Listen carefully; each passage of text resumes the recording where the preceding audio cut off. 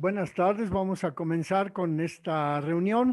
Bienvenidos al curso de María desde el punto de vista de la cultura. En esta perspectiva del padre Stefano de Fiores, es un documento que él escribe como conclusión de su carrera de magisterio de Mariología en la Facultad Teológica Marianum en Roma. Y entonces, pues, estamos viendo el punto de vista que Stefano de Fiores nos ofrece acerca de la Virgen María desde la perspectiva de la teología de San Juan, concretamente en el Evangelio de San Juan, en el Apocalipsis y en las cartas. Escribió 3 cartas el apóstol San Juan. Y en esos documentos el apóstol habla varias veces de la Virgen María. Y ese acontecimiento de que hable de la Virgen María en esos documentos, pues nos deja ver la amplitud de la difusión que había tenido la persona de María en la iglesia después, posterior a la resurrección. Según los datos tradicionales, Jesús nace en el año 0, muere en el año 33 y resucita al tercer día de su muerte, según los datos tradicionales. Sabemos que después el calendario juliano sufrió unas modificaciones que hacen cambiar esas cifras en unos 3 años, pero podemos decir que ajustándonos a los criterios de de la tradición, pues Jesucristo muere en el año 33 y resucita a los 3 días.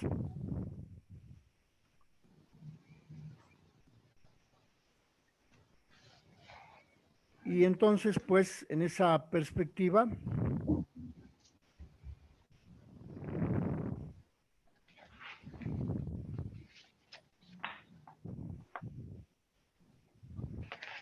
podemos decir que el Evangelio de San Juan nos permite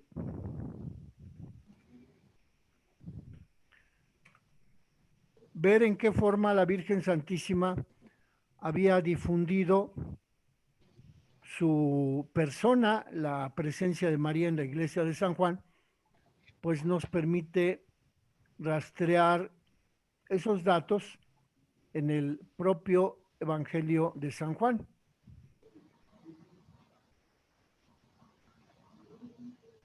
De modo pues que San Juan menciona a la Virgen en 2 ocasiones en el Evangelio. Se refiere a ella cuando, como lo decíamos la vez pasada, en el texto de las bodas de Caná y en el texto de la crucifixión de Jesús. Capítulos 2, verso 5 del Evangelio de San Juan, ahí se habla de las bodas de Caná. Y ahí San Juan presenta a la Virgen como la madre de Jesús. Nunca dice el nombre de María, sino San Juan se refiere a María como la madre de Jesús, tanto en el capítulo 2, verso 5 de su Evangelio, como en el capítulo 19, verso 26. Y entonces, cuando San Juan escribe su Evangelio hacia el año 100, encontramos que los judíos ya habían tomado la decisión de expulsar de la sinagoga a los cristianos, considerándolos herejes en relación de la religión judía. Y por ello descubrimos que a partir de entonces, concretamente del concilio de Yamnia, que se hizo cerca de la ciudad de Jaffa. Jaffa es un puerto de la ciudad del país de Siria. Los judíos habían decidido expulsar a los cristianos de las sinagogas. Y encontramos que la comunidad joánica, es decir, los que se reúnen en torno de San Juan, se concentran en Jesús para reafirmar las promesas que Dios había hecho a los padres de Israel cuando les proporciona el maná en el Éxodo, cuando derrama el Espíritu sobre toda carne. Jesús sustituye desde entonces a la Torá, es decir, a la ley de los judíos, porque Jesús es el camino, la verdad y la vida. Jesús es preexistente por ser el logos del Padre, como lo dice San Juan en el prólogo, es decir, en los primeros 17 versos de su Evangelio. Y Jesús se identifica con Dios, como lo acusan los judíos en el capítulo 5, verso 18 del Evangelio de San Juan. No solo violaba el sábado, sino que también llamaba a Dios su propio Padre, haciéndose igual a Dios. Así pues, en el prólogo de San Juan encontramos que es imposible comprender lo que dice San Juan si recurrimos a la cultura helenística o si recurrimos a la cultura musulmana o a la cultura romana. De modo pues que San Juan nos ofrece este género literario de su evangelio en donde San Juan renueva las promesas hechas por Jesús al pueblo judío. Y así tenemos que la madre de Jesús está presente en la iglesia de San Juan en Éfeso, y por ello San Juan se refiere a la Virgen en dos ocasiones como a la madre de Jesús. Si María forma parte de la iglesia de San Juan, del grupo que se reunió en torno a San Juan, siguiendo la trayectoria del discípulo, vemos que María también se halla incluida en el nosotros que utiliza San Juan cuando habla de la iglesia. Aunque en ese nosotros San Juan no se refiera a la madre del Señor, pero sí se refiere al grupo que celebraba la reunión semanal en torno a la liturgia, y por eso comprendemos que el Evangelio de San Juan se refiere a la Virgen cuando habla de nosotros. ¿Nosotros quiénes? Pues nosotros los que formaron parte de la comunidad de San Juan.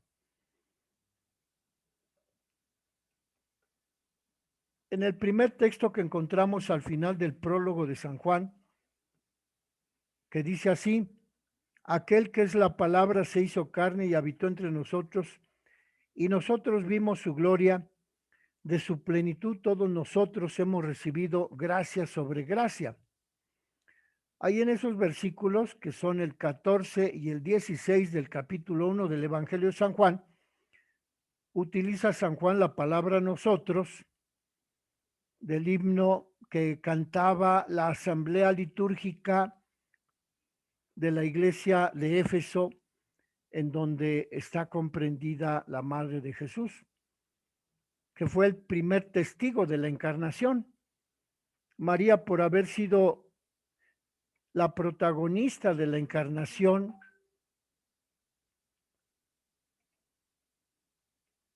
pues es también ella la que nos dice a través del Evangelio de San Juan que ella formaba parte de la iglesia de San Juan y que a ella se refiere ese nosotros con el que San Juan designa al grupo que ha recibido gracia sobre gracia y que habitó entre nosotros y que nosotros hemos visto su gloria. Ahí en esa palabra de nosotros está incluida la Virgen María, porque formaba parte del grupo de San Juan, que es al que se refiere San Juan cuando escribe estos dos versículos de su prólogo, versículos 14 y 16 del capítulo 1 de San Juan. Y vemos así pues que en Caná la Virgen precede a los discípulos en cuanto a la fe y a la experiencia de la gloria manifestada en su Hijo Jesucristo.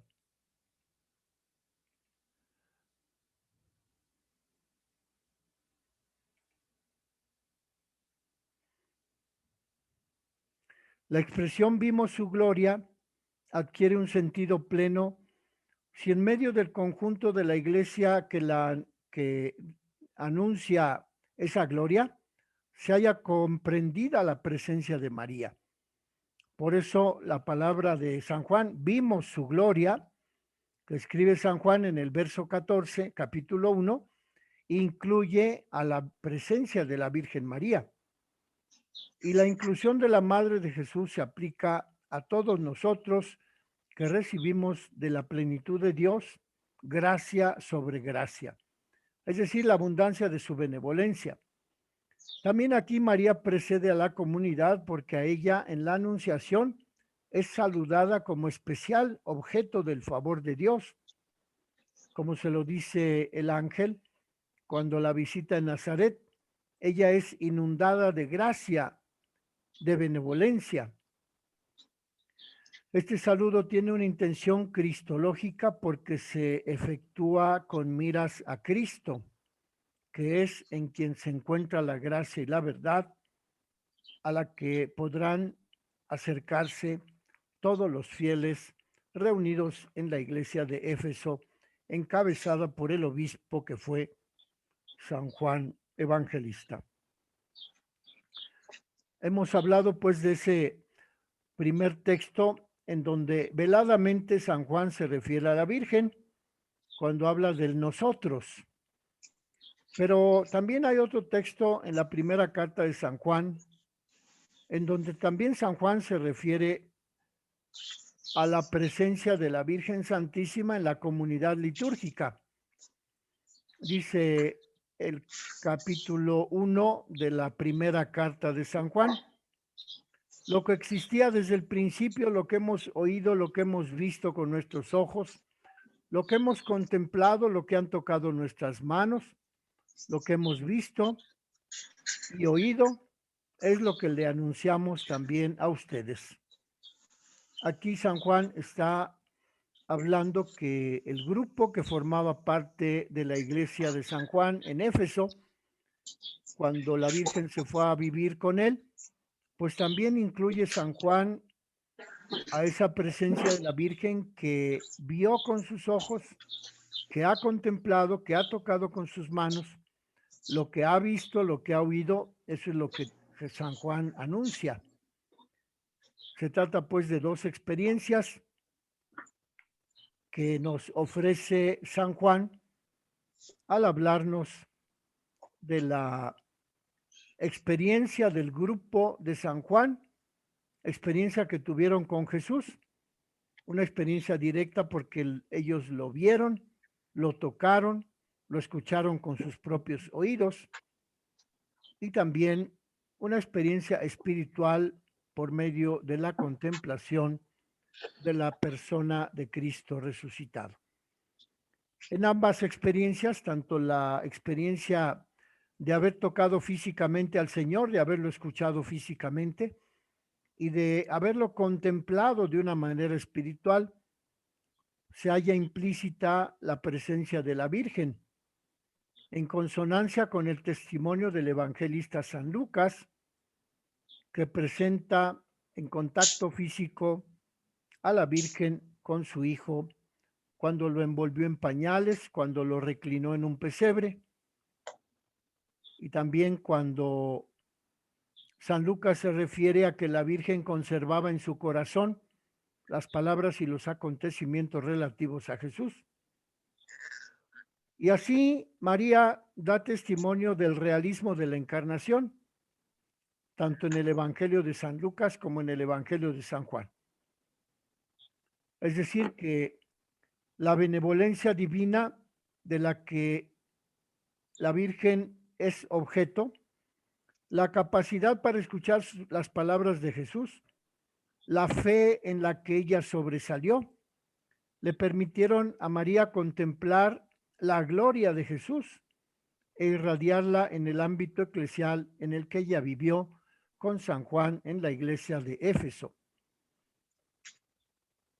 Por ello, asumimos que la experiencia espiritual y la experiencia material a la que se refiere San Juan en su carta, en su primera carta, está incluyendo San Juan también a la Virgen María, porque él formó parte de esa iglesia que tocó, que escuchó las palabras de Jesús, que lo vio y del que también experimentó una meditación profunda acerca de su realidad espiritual después de que resucitó y se presentó a los apóstoles.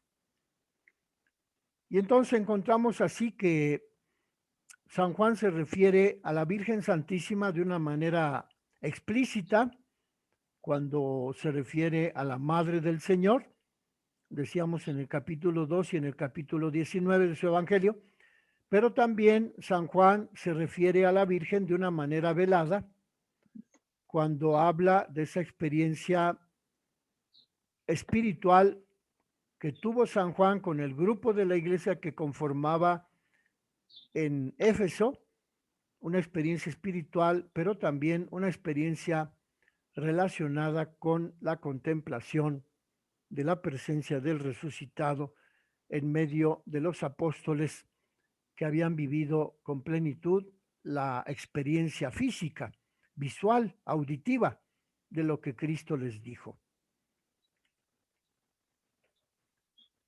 Por ello, podemos hablar de la virginidad de María en el prólogo de San Juan, aunque no se trata de una manera explícita. Es extraño lo que sucede en el Evangelio de San Juan, porque San Juan escribe después de que Mateo y Lucas habían terminado de escribir. Como sabemos, Mateo es escrito, el libro del Evangelio de San Mateo se escribe hacia el año 80 después de Cristo. El libro de San Lucas se escribe después del año 70 después de Cristo. Y son ellos dos, Mateo y Lucas, los que hablan de la concepción virginal. Y entonces, pues, San Juan se refiere a esa concepción virginal en el versículo 13 del prólogo de San Juan, leído en forma singular, en donde dice Estefano de Fiores que es un precioso testimonio de la virginidad de María en la concepción y en el alumbramiento del Hijo de Dios. Desde ese punto de vista, la crítica textual nos afirma que estudiando ese párrafo, versículo 13 del capítulo 1 de San Juan, si lo estudiamos en plural, se refiere a un grupo de creyentes en Jesucristo.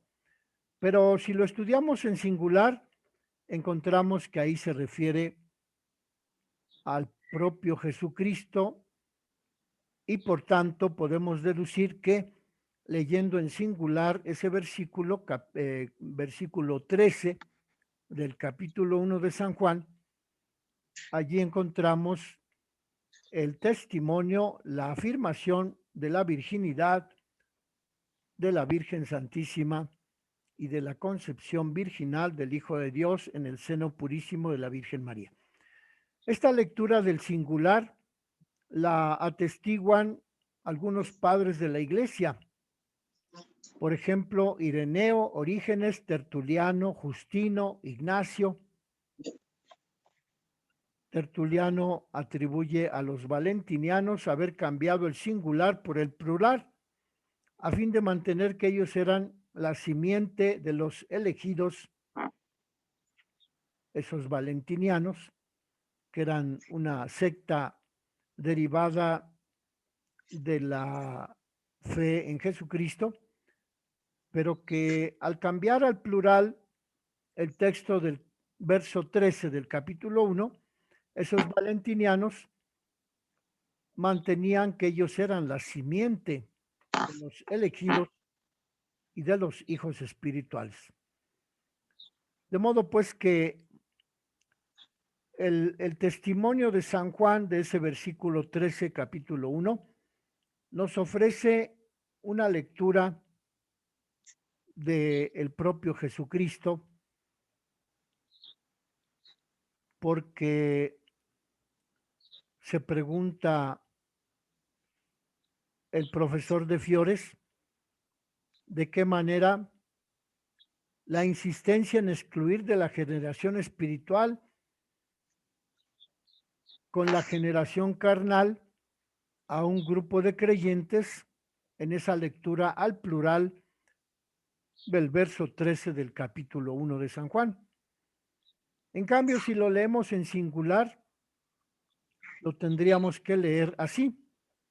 A todos los que lo reciben, les da el ser hijos de Dios. Él que no nació ni de la sangre, ni de la carne, ni por el deseo del hombre, sino que nació de Dios. Esa es la lectura en singular del versículo 13, porque se refiere a Jesús, que no nació ni de la sangre, ni de la carne, ni por deseo de hombre, sino de Dios. Es decir, es un párrafo en el que la fe católica cifra la reflexión de la encarnación, de la concepción de Jesús en el vientre purísimo de la Virgen María, porque dice que no nació ni de la sangre ni de la carne, ni por deseo de hombre, sino que nació de Dios. Como ven ahí, ese párrafo 13 del capítulo 1 de San Juan se refiere, pues, leído así en singular, él que no nació, él, ¿quién? Pues Jesús, el que se encarnó, no nació ni de la sangre, ni de la carne, ni por deseo de hombre, sino de Dios. Cristo pues fue engendrado por Dios sin intervención de varón. Y Juan precisa tres cosas. La primera es que el nacimiento de Jesús no originó efusión de sangre en la carne, lo cual por tanto atestigua que no fue un parto ordinario.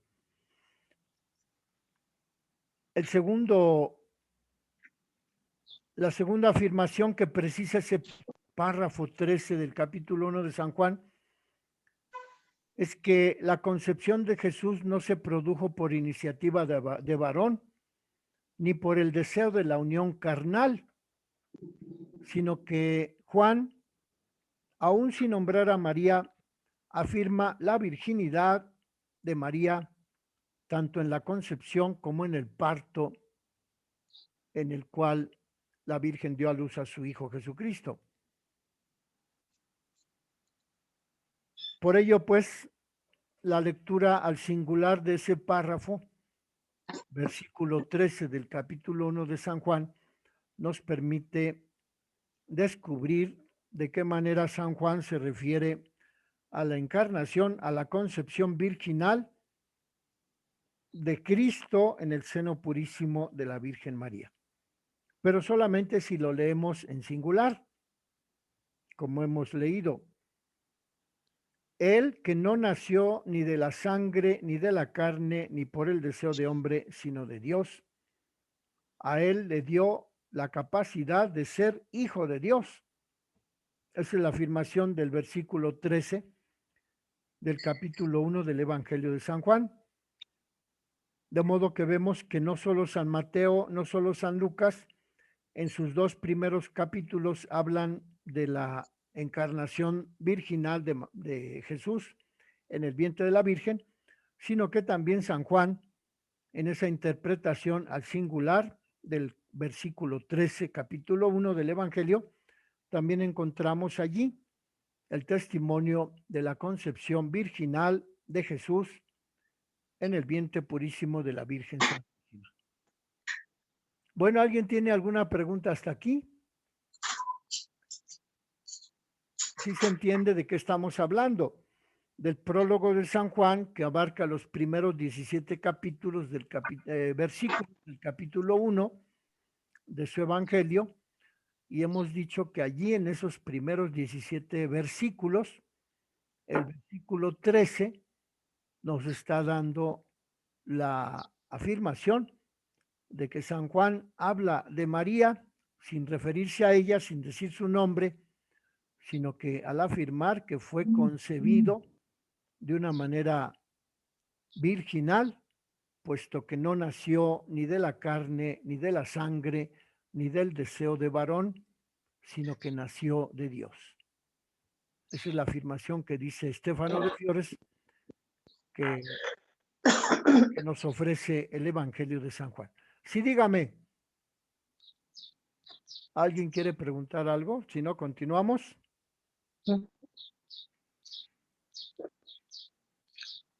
Alicia Rodríguez, ¿se oye un pajarito por ahí? Sí, padre, estoy rodeada de pajaritos. Voy a ponerle en mudo su teléfono para que no haya interrupciones en nuestro texto. Bueno, entonces el siguiente tema que aborda el profesor de Fiores es la mención de la madre de Jesús en Caná